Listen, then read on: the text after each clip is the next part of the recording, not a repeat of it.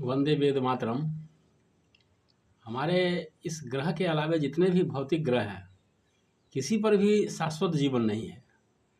मनुष्य अपने पुण्य कर्मों के पश्चात जिन उच्च लोकों में जाता है, वहाँ भी जन्म मृत्यु जरा और व्याधि है। मतलब वहाँ भी जन्म लेना होगा और मरना होगा, बुढ़ापा देखना पड़ेगा और व्याधियों से ग्रसित शरीर का होना तय है। ये चार चीज़ें हैं जो किसी भी ग्रह पर है।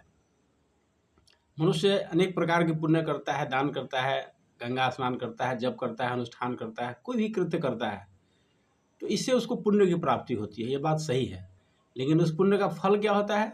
उच्चतर लोकों में जाना। लेकिन जन्म मृत्यु जरा व्याधि से कहीं छुटकारा नहीं होने वाला है, ये बात तय है।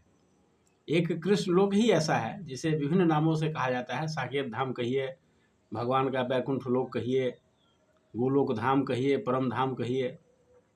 एक वही स्थान है जहाँ जाने के बाद मनुष्य का पुनर्जन्म नहीं होता है और वहाँ शाश्वत जीवन है। वहाँ भी परिवार है, वहाँ भी समाज है। ये बातें हम लोग को जानना चाहिए। इस्कॉन के संस्थापक ने बहुत अच्छा लिखा है इस संबंध में, व्याख्या किया है भागवत का, कि परम धाम में भी, श्री कृष्ण लोक में भी परिवार है, वहाँ भी पारिवारिक सामाजिक जीवन है, लेकिन वह शाश्वत जीवन है। वहाँ न कोई बूढ़ा होता है, न कोई बीमार होता है, न किसी की मृत्यु होती है। एक बार वहाँ चले गए तो फिर हमेशा के लिए वहीं के हो गए। वहाँ भी लोग काम करते हैं, वहाँ भी लोग व्यस्त होते हैं, लेकिन सब भगवान की सेवा में। अन्य ग्रहों पर इंद्रियों की तृप्ति में व्यस्त रहते हैं लोग। ये भूमंडल हो, धरती लोक हो या कहीं भी हो, इंद्रियों की तृप्ति में लोग व्यस्त होते हैं। लेकिन गोलोक धाम में, परम धाम में सब के सब भगवान की सेवा में व्यस्त रहते हैं। वहाँ भी बहुत अच्छा सुव्यवस्थित पारिवारिक सामाजिक जीवन है, जिसके बारे में हम लोग नहीं जानते हैं, ना कहीं चर्चा होती है। इसलिए कि कभी सत्संग में बैठते नहीं हैं, कभी स्वाध्याय नहीं करते हैं, कभी भागवत जैसे उच्च कोटि के ग्रंथों का अध्ययन नहीं करते हैं, श्रवण नहीं करते हैं। लेकिन ये बात हम सबको जानना चाहिए।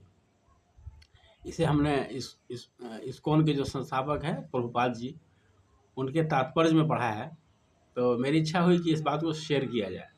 सब कोई अपने जीवन में केवल पुण्य काम ही नहीं करें, भगवत प्राप्ति का भी प्रयास करें, भगवान की भक्ति करें, भगवान से प्रेम करें। यह पुण्य कर्मों से ज़्यादा महत्व होता है।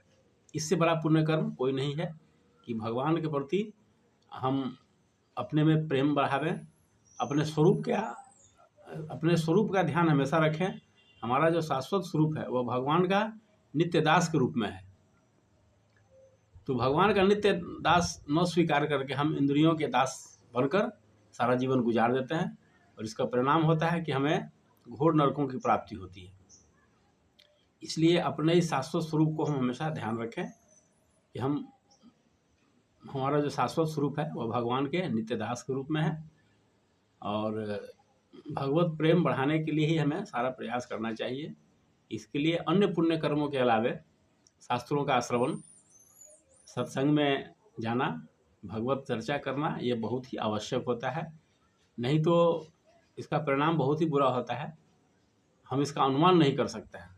इसलिए शास्त्रों की बातों को यथाशीघ्र मान लें, उसी में हमारा कल्याण है, नहीं तो कहीं कोई कल्याण का मार्ग नहीं है। धन्यवाद।